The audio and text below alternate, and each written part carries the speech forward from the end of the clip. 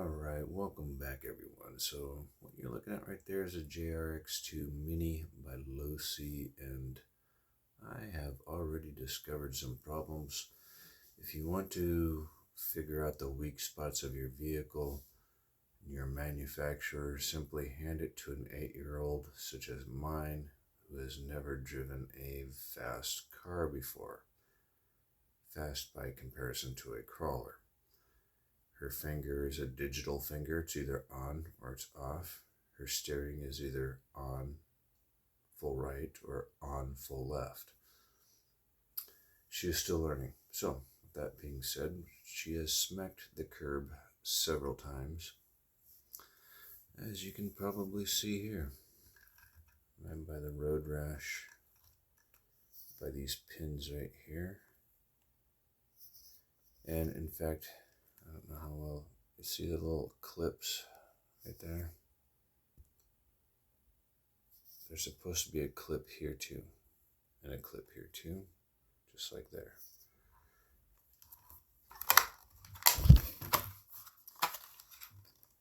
And you can see that this pin, maybe hard to see that, that's probably a good angle.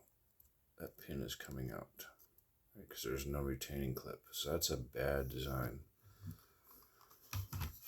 And the wing, she kept like grabbing it by the wing to pick it up and turn it over, and one of these plastic little buttons broke, so I had to force it back in there with super glue. And then I just went ahead and did the same thing to the other one, so because it's probably going to happen again. But other than that, what a neat little buggy. Oil-filled aluminum shocks. Like the googly eyed touch there, and that's not a Losi thing, that's a daughter thing. What a neat little truck. Now, if you're looking for performance though, I don't recommend this one. This one's got a huge weight bias towards the rear. We got the motor behind the rear tires, and also the battery pack is right about in this area here. The front end seems really sloppy in my opinion. I mean, just super sloppy. I mean, and this is Losi.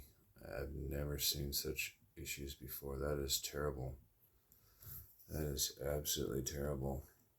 And for some reason, this wheel appears to be worse. I don't know why. But anyway. But pretty neat little buggy. If you get it upset sometimes in the right way, it will ride a wheelie for a little while. It rides it on that skid plate right there, which gives it kind of a really neat effect.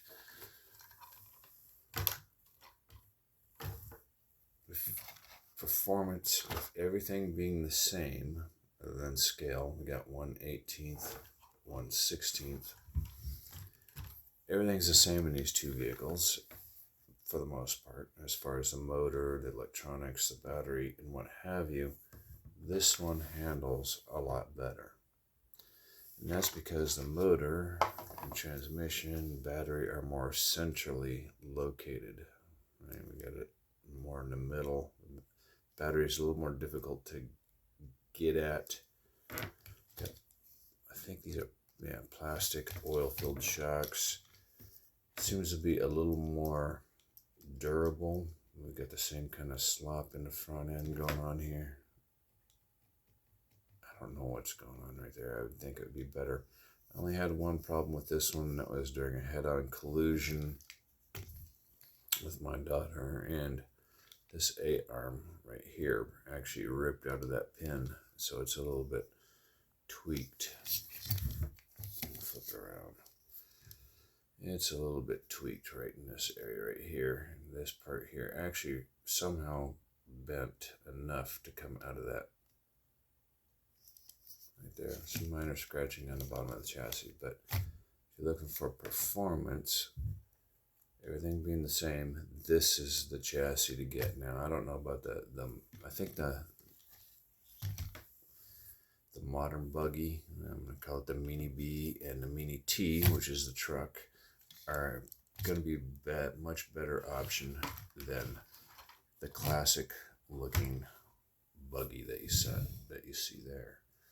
This could be a far better deal, unless you just like the nostalgia of that. This is far better.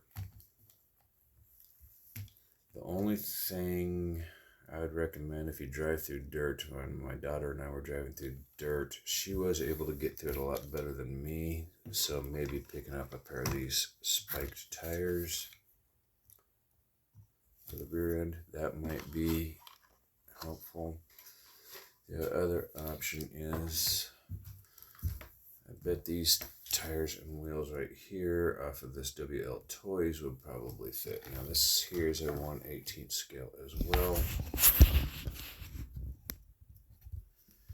And it's a 4-wheel drive buggy, and it has a 550 size motor, and it does not have the same type of slot in the front, and it's 4-wheel drive, right? No oil-filled shocks. So this is your WL Toys. I think they sold this under a different brand name here in the United States as well. I think it's called HK. It's the same exact vehicle. And as you can tell, the motor is significantly larger in comparison to that little motor there. A little 280 size motor and a 550 size motor. Same scale, practically the same track width and everything.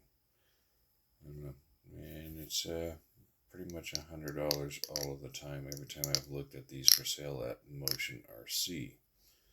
But either way, a lot of fun to drive. A lot of fun to drive, especially for a novice or somebody just who's only driven a few times and is learning something a little bit faster. Very cool vehicle to learn with. So I think I got a solution, a very simple solution. I'm surprised the engineers at Losi didn't figure this out. I got this piece of plastic right here. I'll have to heat it up and bend it a little bit, but what I will do is I'll cut a small section out, just big enough to cover those pins. It will mount right through these holes right here. And I'll bend down and around and cover the pin here and cover the pin here. If I did it in aluminum, I could probably bend it again to cover that pin and that pin. But what a bad design. That is a bad design. See, I'm having to push, look at this. See that? That's not good. Not good. But that should be pretty much too easy, and that'll help protect those pins from novice users. But so I think that's what I'm going to do. But still, very cool buggies. I don't think neither of them are worth $170. So if you can get them on sale for $100, I'd say go ahead and get one.